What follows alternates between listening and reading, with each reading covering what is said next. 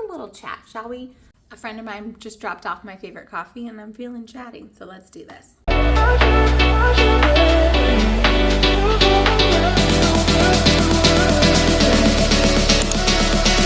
Today I want to tell you guys the story about our house fire.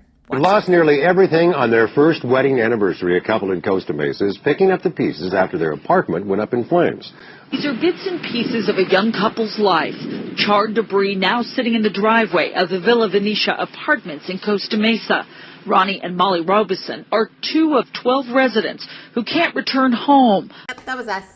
Little 22-year-old Ronnie and Molly celebrating our 1-year wedding anniversary, literally on the day. We were getting ready to go to bed that night.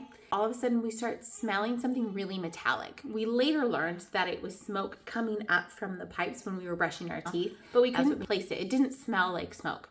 So we were smelling our TV, our toaster, our oven, any appliance, anything electrical. We were smelling outlets. I mean, we were just trying to figure out what the heck was going on.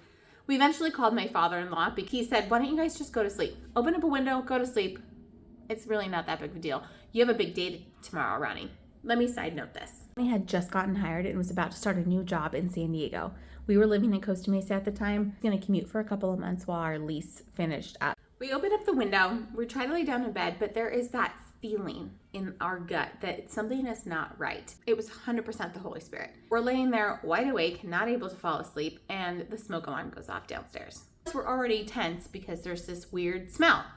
So I tell Ronnie, I'm gonna go check on the neighbors real fast. And I go open up our door, and our stairwell is completely filled with smoke. Like billowing smoke into our apartment faster than I can really comprehend what's happening. I yell for Ronnie at the top of my lungs. To this day, he says that he has not heard that tone of voice come out of my mouth since then. I scream for him.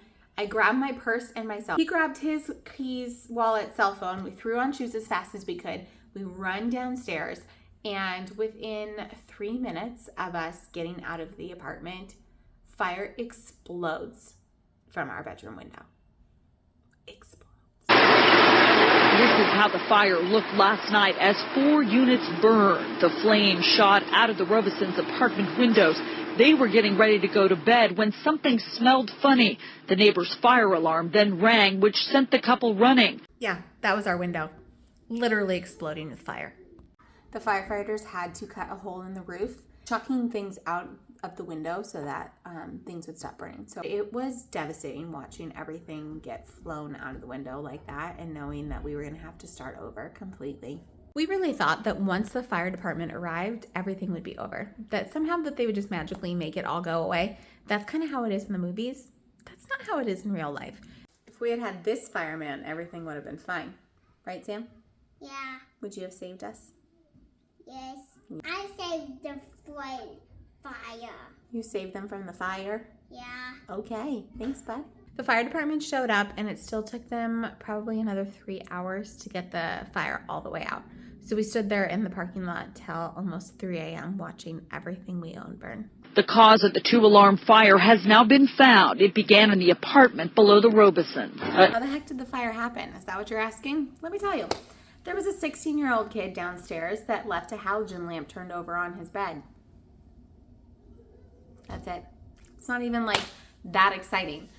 He left a halogen lamp turned over on his bed, caught fire, and then it went up, and when it hit a new oxygen source in our apartment, blew out all of the windows. We received the most damage out of the 4 units that were affected by the fire. There was a lot of drama around that. The Villa Venetia was awful. To us, they offered to let us finish out our lease in a different apartment, completely unfurnished. We're like, no.